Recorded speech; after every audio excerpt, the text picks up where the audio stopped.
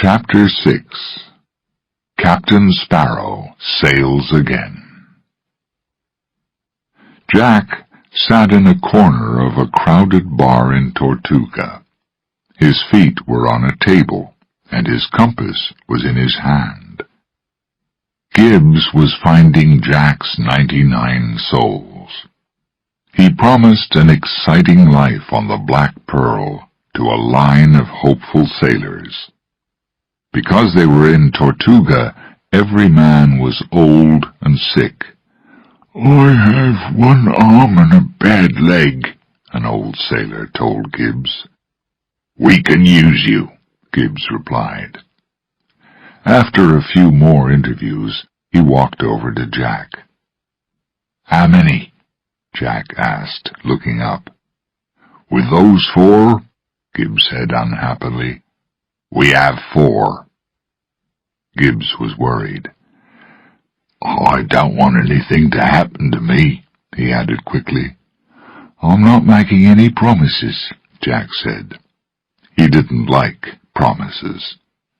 "Make a new plan, Jack, and don't use that compass. We all know that it hasn't worked for a long time." Jack looked angrily at Gibbs. "What's your story?" Gibbs asked the next sailor. The man was drunk and unshaven, but his eyes were clear. "My story?" the man replied. "It's the same as your story. I wanted to catch a well-known pirate. I followed him across the 7 oceans. I lost my ship, my job, my life." Gibbs looked more closely at the man. "Commodore?" he asked. Was this really Commodore Norrington, the man who followed Jack and the Pearl to Isla de Muerta? "I'm not a Commodore now," Norrington answered. He threw his bottle down onto the table. "So, can I join your ship?" Gibbs was too surprised to answer. The silence made Norrington angry. "So, can I work for Captain Jack Sparrow?" he shouted. Then he turned to Jack and pulled out his gun. "Or shall I kill you now?" On his way out of the door, Jack stopped and smiled quickly. "You can join us, friend." Norrington didn't put his gun down. "Sorry," he said, "but I really want to shoot you." "Calm down, soldier," a man said and held Norrington's arm. "That's our captain." Norrington's gunshot just missed the man. Jack's new sailors jumped up and started to fight. Other pirates joined the fight. Chairs fell to the floor and bottles were broken. "We'll leave now," Jack said quietly to Gibbs. He walked carefully through the fight, unhurt. He picked up a hat from the floor and put it on his head. It was too small. "It's hard to find a good hat these days," he said to himself. He and Gibbs walked quietly away. Norrington had a sword in his hand now. "Fight, then! You! He shouted drunkenly. Then someone hit him over the head with a bottle, and he fell to the floor. Elizabeth stood over him, dressed in her sailor's clothes. "I just wanted to hit him," she shouted to the pirates.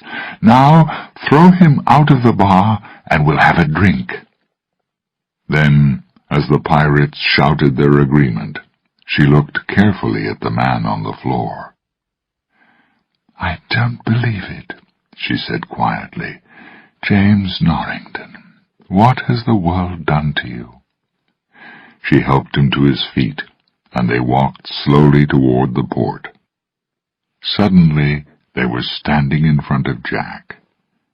"Captain Sparrow?" Elizabeth said to him. Jack looked at her, but didn't know her in her sailor's clothes. "Do you want to join my ship, boy?" he said. "Welcome." "I want to find the man I love," Elizabeth replied. "William Turner." "Elizabeth?" Jack said, looking at her carefully.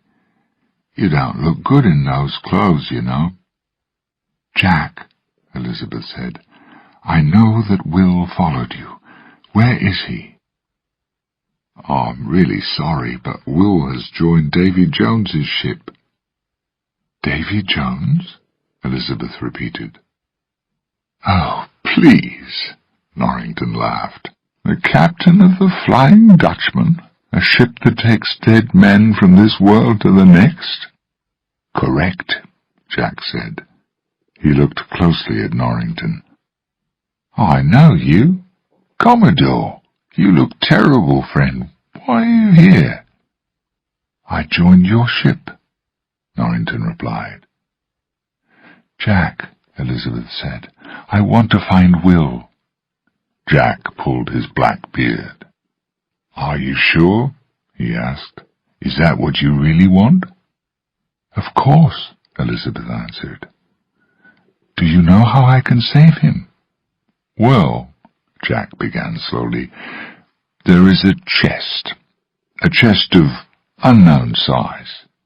Jones will do anything to keep that chest. The chest can save Will." "How can we find it?" Elizabeth asked. Jack placed the compass in her hand. "With this compass will point to the thing that you want most in this world." "Jack, is the story about the chest true?"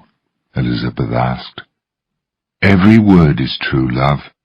You want to find Davy Jones's chest, don't you?" "I want to save Will," Elizabeth agreed.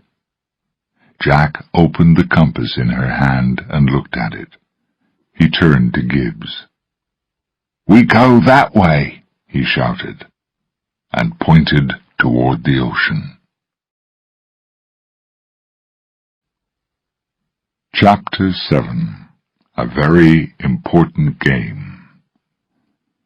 Davy Jones sat on the Flying Dutchman. He was playing slow, sad music on a piano. His eyes filled with tears as he looked up at a picture of a woman with long, thick hair. The sailors and Will Turner were working hard. Will was pulling a chain when suddenly he dropped it. "Careless!" one of the sailors shouted. "I'll punish you for that mistake." He started to hit Will, but Bootstrap Bill stopped him. "I'll punish you too," the sailor told him angrily. "That's all right," Bootstrap told him. "You can punish me." "Why?" Davy Jones asked. He stopped playing the piano and watched the men carefully. Bootstrap lifted his hand and pointed at Will. "My son. That's my son." Will's eyes widened. The old pirate was his father? Jones smiled. "This is very interesting," he said. "Do you want to stop this sailor punishing your son?" "Yes," Bootstrap answered. "Then you can punish him yourself. Hit him." "I can't hit my own son," Bootstrap Bill said. "Then another sailor will punish him." "No!" Bootstrap shouted quickly. He lifted his arm and started to hit Will. Later, Bootstrap explained his actions to his son. "That sailor is a hard man. I didn't want him to hurt you." "So you saved me," Will said thoughtfully. Bootstrap shook his head sadly. "I can't save you from the Dutchman," he said. "You made a promise to Davy Jones. Now you can't leave his ship. Your body will become part of it. Look at old Wyvern. Bootstrap pointed at the side of the ship. An old man hung there. He seemed to be part of the ship. "But I didn't make any promises to Davy Jones," Will said. Bootstrap looked happier. "Then you must escape." "Not until I find this key," Will said. He showed his father the picture of the key. "It's on the ship, and Jack Sparrow wants it. Maybe it will save us." Suddenly, old Wyvern moved and pulled himself free from the side of the ship. "The dead man's chest!" he cried. His arms reached for the cloth. Will jumped back, afraid. "This is what happens to Davy Jones's men," he said to himself. "Soon my father will become part of the Dutchman too. Just one more unhappy soul." But Wyvern's next words made Will more hopeful. "Open the chest with the key, and cut through the heart with your sword," old Wyvern cried. Then he changed his mind. "Don't destroy the heart. The Dutchman must have a living heart, or there is no captain. And if there is no captain, no one will hold the key." "The captain has the key?" Will asked. "Hidden," Wyvern said. He disappeared again into the side of the ship. But Will had his answer. Jones had the key. On the Black Pearl, Jack Sparrow found Elizabeth filling in names on Lord Becket's letters. These letters would free Jack from the English. Jack immediately took them from her. "These letters belong to me, don't they?" He looked at the signature on the papers. "Lord Cutler Becket. Is he the man who wants my compass?" "Not the compass. A chest," Elizabeth said. Gibbs heard her words and looked up. "A chest? Not Davy Jones's chest. If Becket has the chest, the oceans will be his." "So that's why Becket wants it," Elizabeth thought. Jack looked carefully at the letters. "Becket will free me, and I can work for the English." He laughed. "I can't think of anything worse." He shook his head and put the letters in his jacket pocket. "Jack," Elizabeth said, "give the letters back to me." Jack looked at her. "Take them from me," he said, smiling. Elizabeth turned away from the pirate. Norrington was standing near them, listening. As Elizabeth passed, he stopped her. "Ask yourself a question," he said. "Who sent Will onto the Flying Dutchman?" On the Dutchman, some of the sailors were playing a numbers game. Will watched the game and tried to understand it. "What are they playing for?" Will asked Bootstrap. The old sailor was standing behind his son. "The only thing any of us can offer," Bootstrap told him. "Years of service on this ship." "Can anyone play?" Will asked his father slowly. "Yes," Bootstrap replied. "Then I want to play with Davy Jones," Will said loudly. The sailors went silent. Suddenly Jones stood in front of them. "I accept," he told Will. "But I'll only play for the thing that is most important to a man's heart." "I'll offer 100 years of service on your ship," was Will's reply. "No," Bootstrap cried. "And I'll free you if you win," Jones said. "I'm already free," Will thought.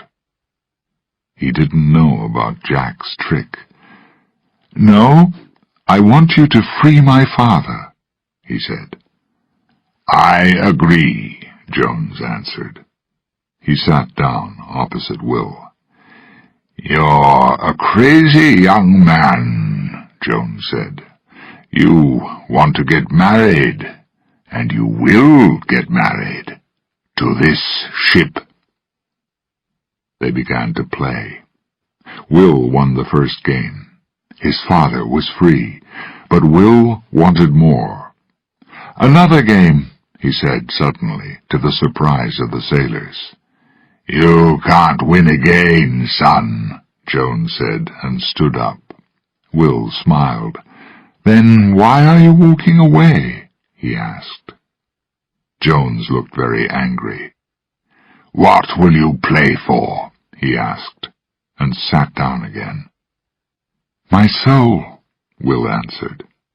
"If I lose, I'll work for you until the end of time." "And if you win?" Jones asked. "I want the thing that is dearest to your heart," Will said. "I want this." He showed Jones the cloth with the picture of the key. Jones lifted his head. "How do you know about the key?" he asked sharply. "I don't have to tell you. That's not part of the game, is it?" Will asked. Jones reached into his shirt and pulled out the key. It hung on a chain around his neck. "Now I know where it's hidden," Will thought. Bootstrap stepped between them. "I want to play," he said. "If I lose, you can have my soul too. If I win, I get the key." "Don't do this," Will said. His father was now free. Will didn't want him to lose and be a prisoner on the Dutchman again. But Bootstrap didn't listen to him, and the three men began to play. Very quickly, Bootstrap lost the game. Jones put the key back inside his shirt. "Bootstrap Bill, you will stay on this ship in my service until the end of time. William Turner, you are free to leave at the next port." Jones laughed and moved away. Will was very angry. "Why did you do that?" he asked his father. Bootstrap dropped his tired head. "I didn't want you to lose," he said sadly. "The game was never about winning or losing," Will said. Bootstrap looked at him and then suddenly understood. "The game was about finding the key," he said slowly. "And now you know where it is." Chapter 8. The Kraken. Later that night, Bootstrap was on guard when he saw the sails of another ship, the Edinburgh trader. He pointed to the ship. "Now you can escape," he said to Will. "Yes," Will replied.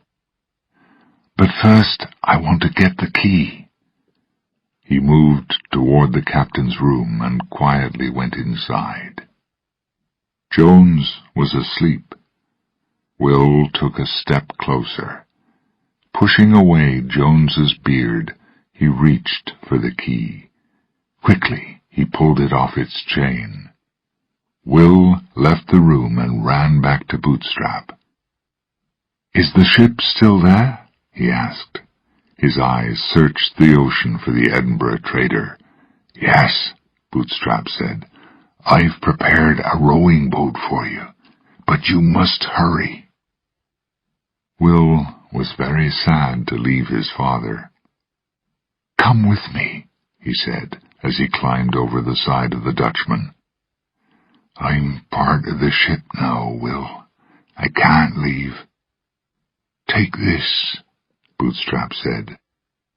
He gave Will a black knife from his belt. "I always wanted to give this to you." Will smiled. "I'll free you from this prison, I promise you." Will jumped into the boat and disappeared on the dark water. The next morning, a large sailor arrived to take Bootstrap's place. The old pirate was asleep, and the sailor kicked him hard. "Move before the captain sees you." Suddenly, the sailor saw the white sails of the Edinburgh trader. "Quickly!" he shouted. "There's a ship near us." Davy Jones came out and looked at the ocean. "Who guarded the ship last night?" he asked angrily. The sailors pushed Bootstrap forward. "Didn't you notice that ship?" the captain said. "Sorry, Captain. I fell asleep. It won't happen again," Bootstrap promised. "Bring his son to me," Jones ordered. "He's not on the ship, sir," a sailor said, "and one of the rowing boats is missing." Jones immediately understood.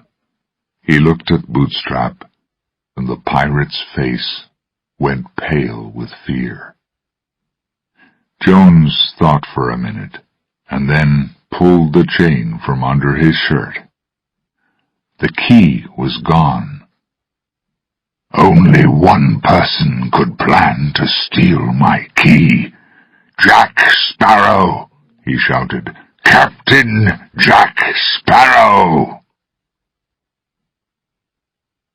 In the captain's room of the Edinburgh trader, Will was trying to get warm. "It's strange to find a rowing boat in the middle of the ocean," Captain Bellamy said.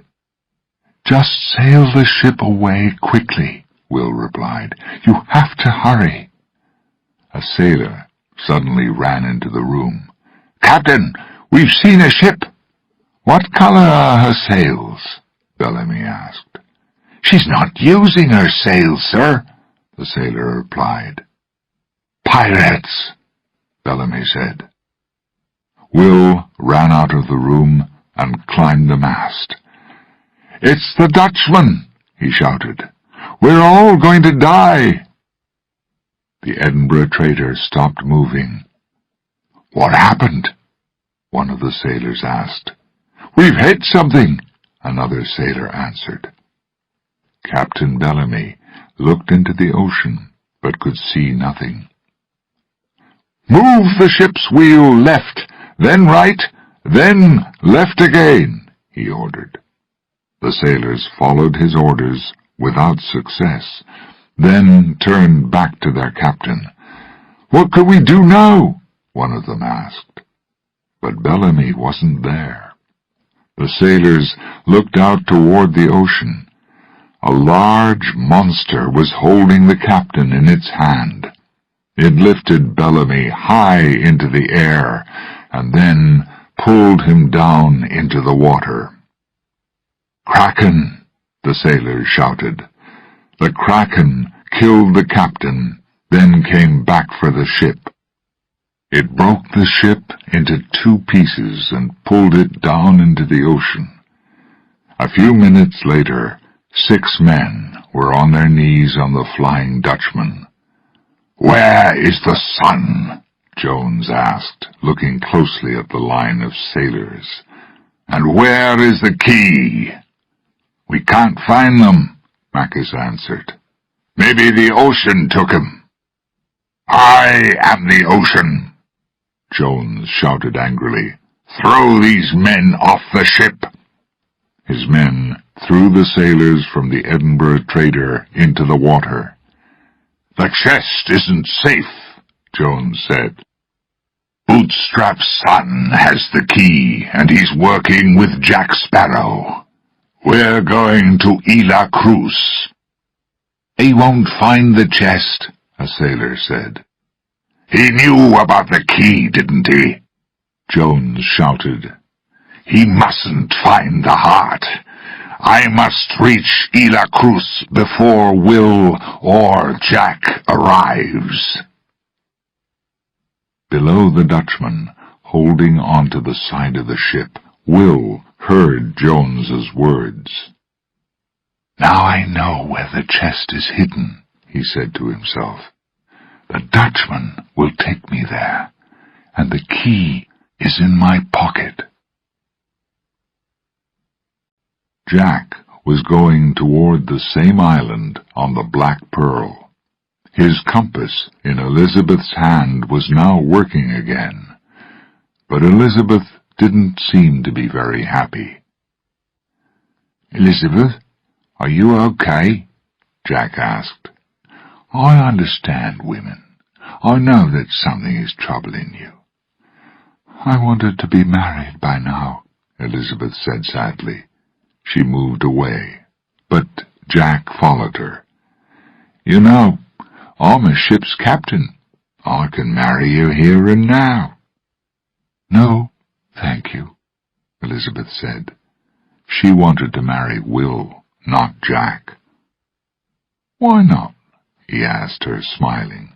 "You know that you and I are very similar." "I'm more honest than you," Elizabeth said, "and I know the difference between right and wrong. And I'm cleaner." Jack looked at himself. "That's not important," he said quickly. "You'll soon be like me." "Do you think so?" "Yes," Jack said. "You want to be free and selfish. You want to know what that's like. One day," he said, looking into her eyes, "you'll be exactly like me." Elizabeth looked at him coldly. "You and I are similar," she agreed. "So one day you'll be like me. You'll do the right thing. You'll be brave. And then you'll discover a very important fact." Jack looked at her questioningly. "You'll discover that you are a good man," Elizabeth told him finally. "I've never done anything good," Jack said. "I believe that you will. Do you know why? You're going to want to be good." Jack opened his mouth to answer her. A sailor's voice stopped him. "Land!" Jack ran to the side of the ship. He could see the small island of Isla Cruz far across the ocean. He looked down into the water. "The island is too far from here," he said, afraid. "I want my bottle of earth." Chapter 9. The Fight for the Chest. Captain Jack Sparrow sat in a rowing boat, holding his bottle of earth. Elizabeth and Norrington were sitting opposite him. Pintel and Rigetti were rowing the boat toward Isla Cruz. "You're rowing too fast," Pintel said to his one-eyed friend. "You're rowing too slowly," Rigetti answered. "We don't want the Kraken to catch us." Jack was nervous when he heard the monster's name. Then they heard a sudden noise in the water, and the two pirates rowed the boat faster. When they reached the beach, Jack jumped out of the boat. He checked that the letters were still in his jacket pocket.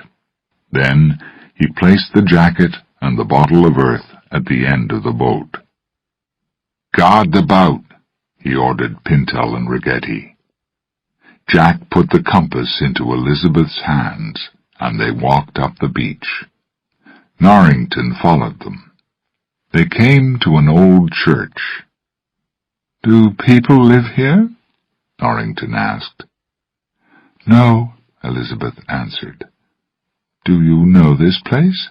he asked, surprised. "I've heard stories about it," Elizabeth said. "A religious man came to the island and brought illness and death. All the people died. The man went crazy and killed himself." Elizabeth looked down at the compass and continued to walk. Suddenly, the compass point began to move wildly. "We found the place," she said. Jack drew an X in the sand with the toe of his boot. "Make a hole here," he said to Norrington. At the same time, the Flying Dutchman arrived near Isla Cruz, and Davy Jones noticed the rowing boat. "They're here," he said angrily, "and I can't step on land again for 10 years. "Can we do the job for you?" Bacchus asked him. "I'll punish you if you fail," Jones promised. "Take the ship down below the ocean," he ordered his men. Bacchus called out, "Down! Down!" In seconds, the Flying Dutchman's ship disappeared below the waves and moved toward Isla Cruz. Pintel and Rigetti were sitting on the beach and looking out at the ocean. The water began to move. Something was coming toward them. They jumped to their feet. Then they ran to tell Jack. Jack watched Norrington as he made a deep hole in the sand. Jack was worried, and he wanted to find the chest quickly. Suddenly, Norrington hit something. "It's the chest," Jack said, and jumped into the hole.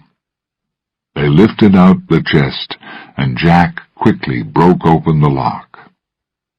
Inside were a long white dress, dried flowers, and old love letters. Jack pushed them away and found a box. He lifted the box out of the chest. It was tightly locked, but he could hear a noise inside it. "The heart," Elizabeth said. "It's real." Norrington was surprised. "You are right," he said to Jack. "I'm often right," Jack said, "but people are still surprised." "With good reason," a voice said. The group turned and saw Will Turner. He was running toward them in wet clothes. Elizabeth ran to him. "Will, you're all right." She put her arms around his neck. Jack looked worried. "How did you get here?" he asked Will. "With difficulty," Will said. "But I want to thank you, Jack.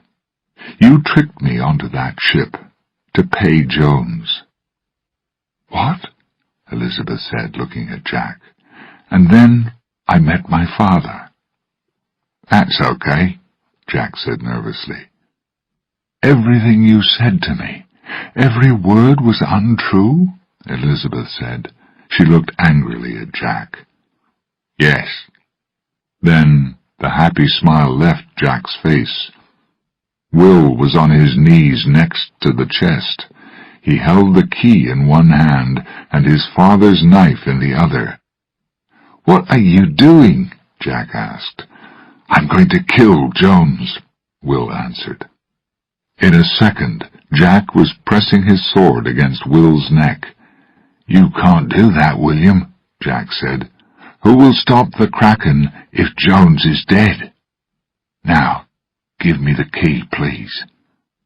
Will quickly pushed away Jack's sword. He jumped up and took Elizabeth's sword. "I keep my promises," he said, facing Jack. "I'm going to free my father." But suddenly Norrington pulled out his sword and turned to Will. "You can't keep the key. Sorry." Jack looked at Norrington and smiled. "You're going to help me?" he said happily. Norrington pointed his sword quickly toward Jack. "No," he said. "Lord Beckett wants that chest. He'll make me a Commodore again if I give it to him." The three men began to fight. "Will," Jack said urgently, "Norrington can't keep the chest. Believe me." Will looked at him. "I don't believe anything that you say," he shouted. "Don't listen to him," Norrington said. "Jack just wants Elizabeth for himself." The three men jumped back and continued to fight. "Guard the chest," Will told Elizabeth. "No, adult men talk about their problems. They don't fight," Elizabeth shouted. But the men weren't listening. Rigetti stood in the trees and watched the fight. "What's happening?" Pintel asked. He stood next to Rigetti, and they both looked at the chest. Rigetti tried to explain. "Each man wants the chest. Mr. Norrington hopes to give it to Lord Beckett. Then Beckett will free him. Jack wants to sell the chest to Beckett and save himself. And Turner thinks it will help his cursed old father." "How sad," Pintel said. "That chest is clearly very important." He looked at Rigetti, and the two men walked quietly toward the chest. Elizabeth fell to the sand and closed her eyes. "Maybe they'll think I'm sick. Then they'll stop fighting," she thought. She didn't move for a long time. When she opened her eyes, she saw Pintel and Rigetti. They were running away with the chest. She jumped to her feet. "Shall I tell Will or follow the chest?" she asked herself. The three men were still fighting. She decided to follow the chest. Chapter 10. Jack's Big Mistake. The three men were moving across the island as they fought. Norrington pushed Will hard, and he dropped the key. It flew through the air and fell into Jack's hand. "Ha-ha!" Jack screamed. He ran away down the beach. Norrington and Will quickly followed him. Holding the key tightly, Jack went into the old church and climbed some wooden stairs. High above him, the bones of the old churchman hung from a chain. Jack said "Hello" to him and continued his climb. Norrington and Will quickly followed Jack up the stairs.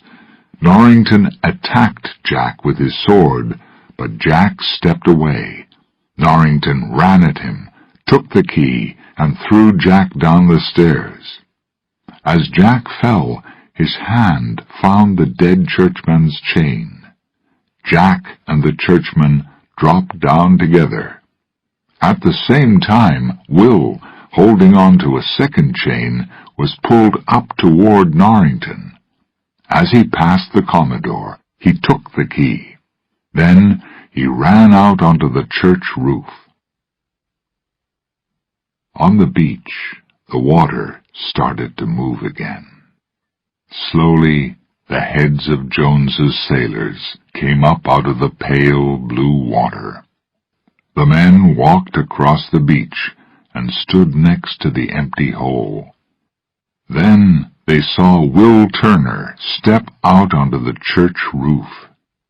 Will was trying to escape from Jack, Norrington, and now from Jones's men. He jumped across a hole in the roof. Using the point of his sword, Norrington lifted the key from Will's hand. The Commodore held it for a second. Then it disappeared. Jack had it again. Norrington turned angrily and knocked Jack's sword from his hand. He looked over his shoulder at Will. "Excuse me," he said. "I'm going to kill the man who destroyed my life." "That's okay," Will answered. Jack held up one finger. "Let's talk about this, Commodore. Are you sure you have the right man?" Will smiled. Jack was trying to save himself again. "You caught a famous pirate and put him in prison," Jack said. "You wanted to marry a beautiful woman. Who freed the pirate and stole your girl?" Jack turned toward Will. Norrington stopped Jack. "You said enough," he shouted, and pushed his sword wildly at Jack. Jack threw up his hands and screamed. He fell down the roof, and the key dropped to the ground. "Good work," Will said. "But sadly, Mr. Turner, he was right," Norrington said. He turned his sword toward Will. Norrington hated Jack, but he didn't like Will either. Down on the ground, Jack picked up the key and ran. "I'm on your side, friend," he called up to Will. Jack slowed to a walk and put the key around his neck. "I'm safe now," he said to himself. Then he fell into a hole in the ground. Will jumped onto a large wooden water wheel on the side of the church. Norrington jumped on too. With a loud noise, the wheel suddenly broke away from the wall. It began to move across the ground with the two men on top of it. Jack was hit by the wheel when he finally pulled himself out of the hole. The key fell away from his neck and caught on the wheel. "I've lost the key again," he said. He started to run after the wheel. Elizabeth finally reached Pintel and Ragetti in the trees. "Hello, love," Pintel said, and smiled. He and Ragetti put down the chest and pulled out their swords. Elizabeth reached for her sword, but it wasn't in her belt. Will had it, she suddenly remembered. The two pirates attacked her, but suddenly something crashed through the trees. They turned and saw the water wheel. Jack was running behind it. Pintel and Ragetti turned back to Elizabeth, but then a knife hit a tree next to Ragetti's head. Jones's men were coming. Pintel and Ragetti dropped their swords at Elizabeth's feet, took the chest, and started to run. With a sword in each hand, Elizabeth ran through the trees behind them. The pirates tried to run around a tree, one each side of it, but they were holding the chest between them. As they stopped, Jones's men arrived. Ragetti, Pintel, and Elizabeth looked at the chest, and then at the terrible sailors. They all made the quick decision to leave the chest on the ground. On another part of the island, Jack was still running after the wheel and the key. He ran quickly, got close to the wheel, and jumped inside it. Will reached down from the top of the wheel. He took the key before Jack could. Then he also jumped inside the wheel. Norrington followed him quickly. Cutting Will with his sword, Jack took the key again. He climbed on top of the wheel and then jumped into a tree. Hanging from the tree, Jack noticed one of Jones's sailors. He was coming toward the tree, and he was carrying the chest. Jack reached for a piece of wood and threw it at the sailor's head. The wood knocked the undead sailor's head off his shoulders. Jack jumped out of the tree and looked around. He couldn't see anybody. With the key in hand, he carefully walked up to the chest. Jack sat down next to the chest and turned the key in the lock. And there it was, Jones's heart. Taking off his shirt, he put the heart inside it. Then he looked around again. Nobody was watching him. He ran straight to the rowing boat and found his bottle. It was large enough and had a wide top. He emptied some of the earth onto the beach and placed the covered heart inside the bottle. Then he filled the bottle with sand. He looked up when he heard a sudden noise. Pintel, Ragetti, and Elizabeth ran out of the trees. The two men were carrying the chest again, and Jones's sailors were close behind them. Elizabeth fought Jones's men bravely, but she was losing the fight. Then the big wheel crashed out of the trees and knocked down some of Jones's men. Elizabeth escaped to Pintel and Ragetti, and they pulled the chest through the sand toward the rowing boat. Jack was unhappy.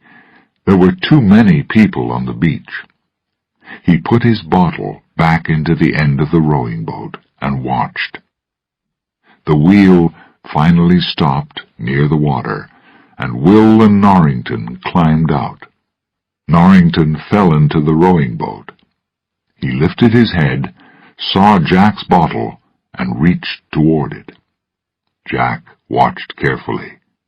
Then Norrington's hand moved past the bottle and reached for the letters in Jack's coat pocket. Jack didn't stop him, because he didn't need the papers now. He had the heart. Davy Jones and every ship on the ocean were his. The fight on the beach between Sparrow's men and Jones's men continued. Suddenly, Will noticed the chest. The key was in the lock, and he started to open it. Jack quickly turned around and hit him, and Will fell. Elizabeth ran to his side and looked down at him. "We're not going to escape," she said to Norrington. "Not with the chest," he replied. He quickly took the chest and ordered her into the boat. "Don't wait for me," he called as he disappeared from the beach into the trees. Jones's men followed him. "We must listen to him," Jack said quickly. "Yes," Pintel agreed, and pushed the rowing boat into the water. Jack picked up his bottle. With the heart and Tia Dalma's earth inside it, he was safe. "We have to take Will," Elizabeth ordered. Jack looked angry, but agreed. Pintel and Ragetti pulled Will into the boat.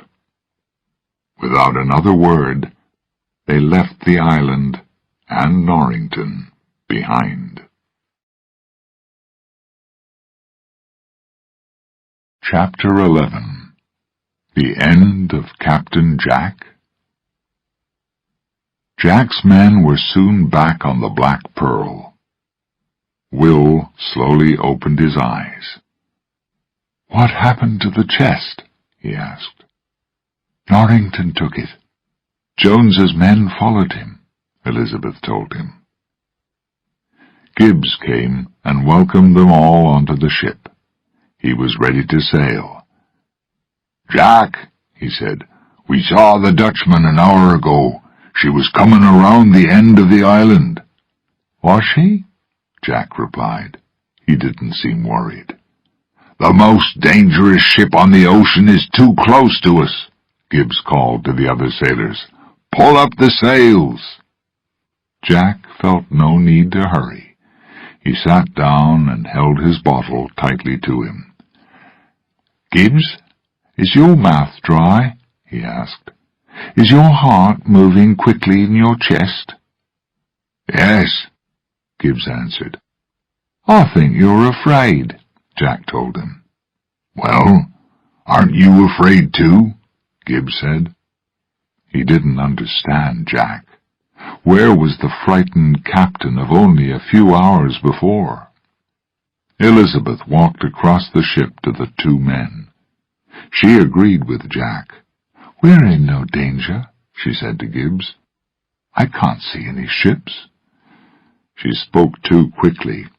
As they watched, the ocean began to move. Suddenly the Flying Dutchman came up from below the water and stopped next to the Pearl. Jack turned toward the Dutchman and lifted the bottle above his head. He pointed to it, smiled, and gave a friendly wave. On the Dutchman, Davy Jones realized what he meant. "He's got my heart." He turned to Mackes. "Prepare the guns," he said. "We're here! Yoo-hoo!" "Let's talk!" Jack shouted. "What are you doing?" Gibbs asked angrily. "Be quiet," Jack replied. He lifted the bottle again. "I have the heart in here," he said quietly. "Really? How?" Gibbs asked. Jack smiled. "I'm Captain Jack Sparrow, remember? Nobody's smarter than me." Gibbs knew very well that Jack wasn't always right. "I have to protect the ship," he said, and shouted, "Move to the left! Hurry, men!" The Black Pearl sailed away from the Dutchman. The Dutchman's guns began to shoot, but the Pearl was escaping. "Can the Black Pearl move faster than the Dutchman?" Will asked. "That isn't a natural ship," Gibbs said, pointing to the Flying Dutchman. "It can sail into the wind and not lose speed. That's how it catches other ships. But if the wind is behind us—" "We can move faster than her," Will said. Suddenly, he understood Gibbs's plan. "Yes," Gibbs said. "The Black Pearl is the only ship that Davy Jones fears." Jack smiled and held his bottle close to his chest. "We can take the Dutchman," Will said to Jack. "We can turn and fight." "Or we can run away," Jack answered brightly. "You have the only ship that can take the Dutchman in a fair fight." "But I don't like to fight fairly," Jack said. Suddenly, the Black Pearl moved to one side, and sailors fell to the floor. Jack's bottle was knocked from his hands and broke. Sand and earth went everywhere. Jack fell to his knees and looked through it. There was nothing in there except sand. Jack looked up at Gibbs. I don't have the heart." "Then who does?" Gibbs asked. Jack turned pale. He didn't have Jones's heart, and he didn't have Tia Dalma's earth. The Pearl stopped moving, and Elizabeth looked out at the ocean. "Have we hit some rocks?" she called. "I heard those words on the Edinburgh Trader," remembered Will. "No," he shouted. "It's not rocks. Move back." "What is it?" Elizabeth asked, seeing the fear in Will's eyes. "The Kraken," Gibbs said. "It's coming for Jack." The men on the Pearl were silent. Jack stopped looking through the sand on the floor of the ship.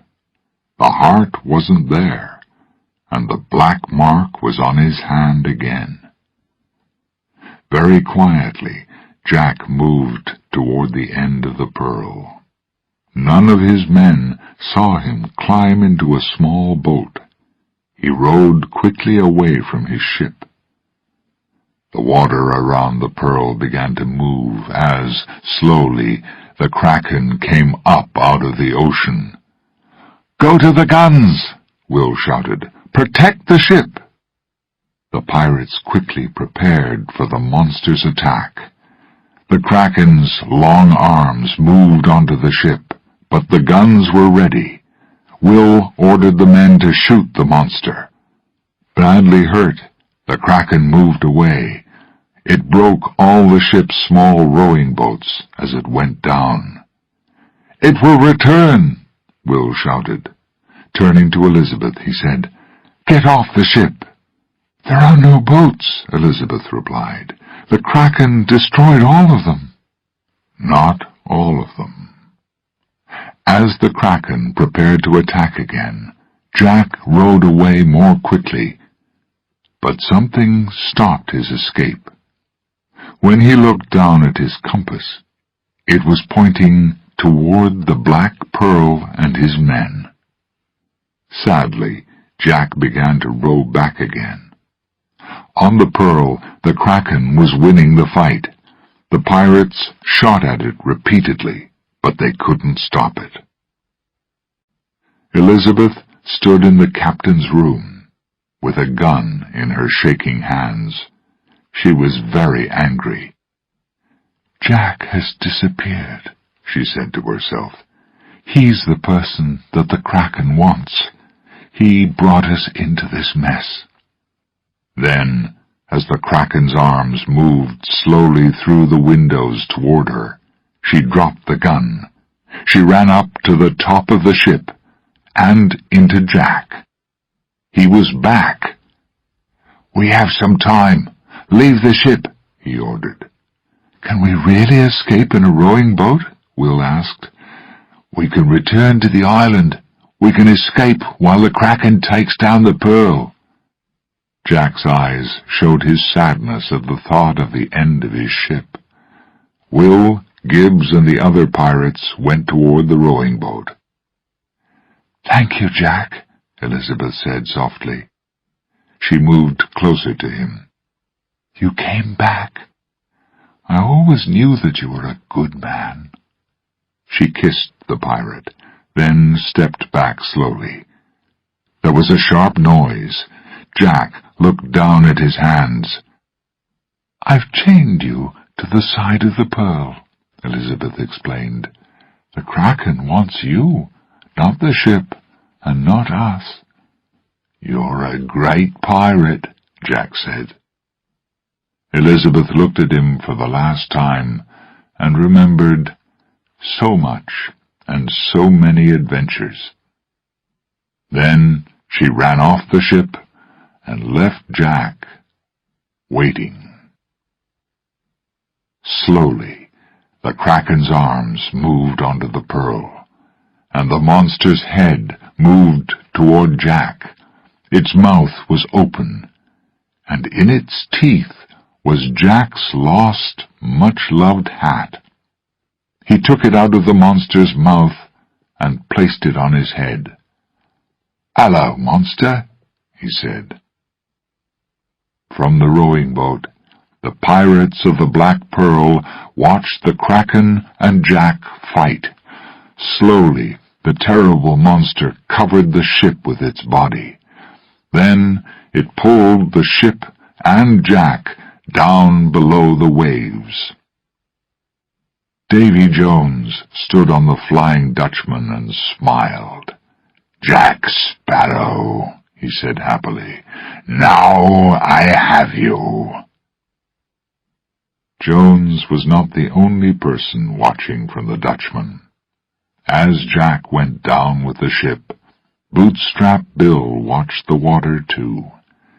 Sadly, he remembered Jack Sparrow, Captain Jack Sparrow. "We thought you could do it," he said quietly. "Only you." The Black Pearl and her captain were gone, and already the world seemed a darker place without them.